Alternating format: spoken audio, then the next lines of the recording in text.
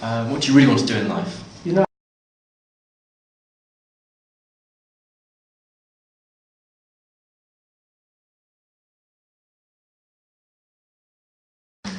what do I really want to do in life? Well, I think my answer to that would be to train as a solicitor. That's all I've ever wanted to do, and if that's not an option available, just to progress maybe through IELTS or something like that.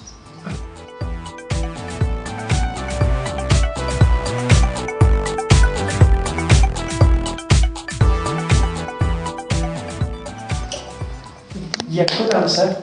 Your shoulders, keep them still. You're giving me attitude. Yeah, you need to keep your shoulders still. Try not to repeat the question to the person asking it to you. Just because I know it's a time thing, or yes, what would I like to do in life? It gives you that extra time. But it's not a good interview technique to get into. So, mainly because sometimes you'll get asked a question and your brain will be trying to think of the question to repeat it, and the question will be so long you can't repeat it, and then you get into a fiddle with it. So try to keep off that. But the answer that you gave was good.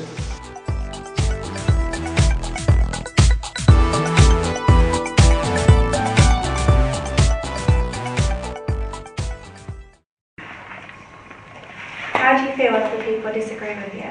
Are you willing to listen to their side of the argument?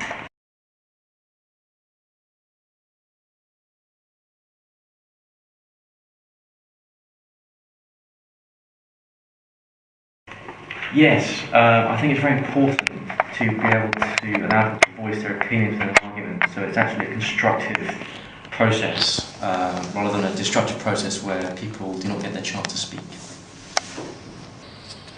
Do you think James answered the whole question then? Kind of reminded the first question about how do you feel when people disagree with you? Okay, so if you asked that question, would you then feel like you wanted to push him further, or would you just think, okay, fine, his answer was all right? What's your instinct on it? Maybe it's not repeat the first part of it. Yeah.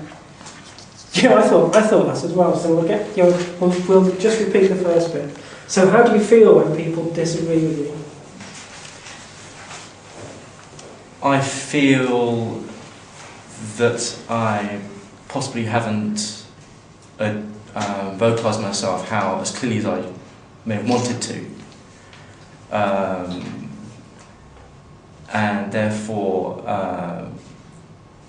I feel challenged to address that and then put across my point in a better fashion, so I'm understood more clearly.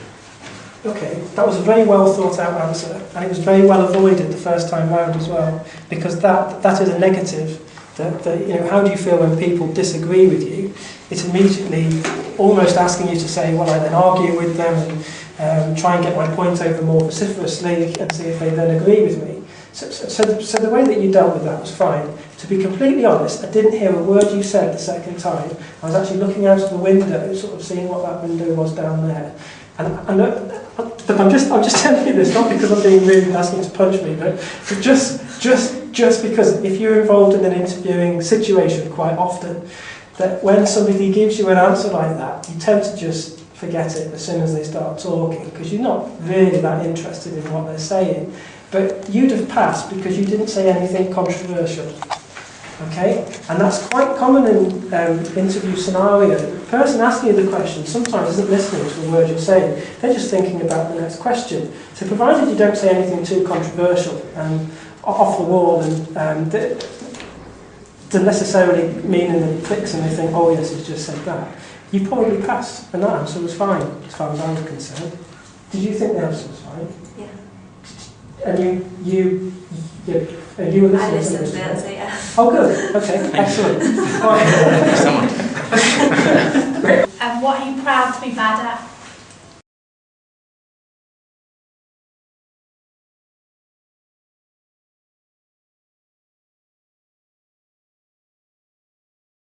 What am I proud to be bad at?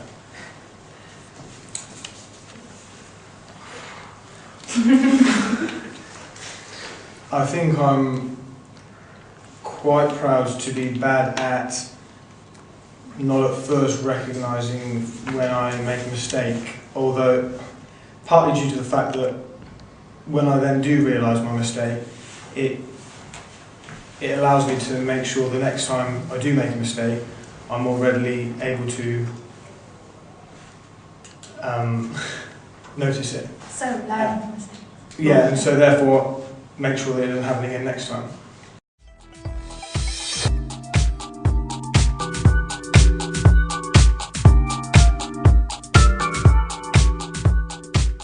Honest again, I didn't hear much of what you said then. Basically, what I was again, I was thinking as I was talking, sort of thing. Yes. I didn't have much in my head at all. And you repeated the question. Yeah. And that was a horrible question. But there's a very easy way of dealing with it. So if you ask me that, I would say I played cricket in the North Wales League. I'm in Division 6 for a team who are rubbish. And I'm very proud to be bad at playing cricket, but I play every week and I thoroughly enjoy it. And that's how you deal with it. Yeah. Think sport or games or anything. Don't think I'm recognising scenario, blah, blah, blah, blah. The only answer I knew was lying. Ooh. That's what I want to see what someone else would say. That's not my answer, but that's what I knew someone said to that question. So I I've been light-hearted. I could games, sports, anything to keep away from anything that could be moving into heavy stuff. But if you're bad at lying, that's saying you're honest. Yeah, but you use the word lying, so that's almost like recognising that you know what lying is and you regularly try it. yeah. But you're not very good at it, so you get caught.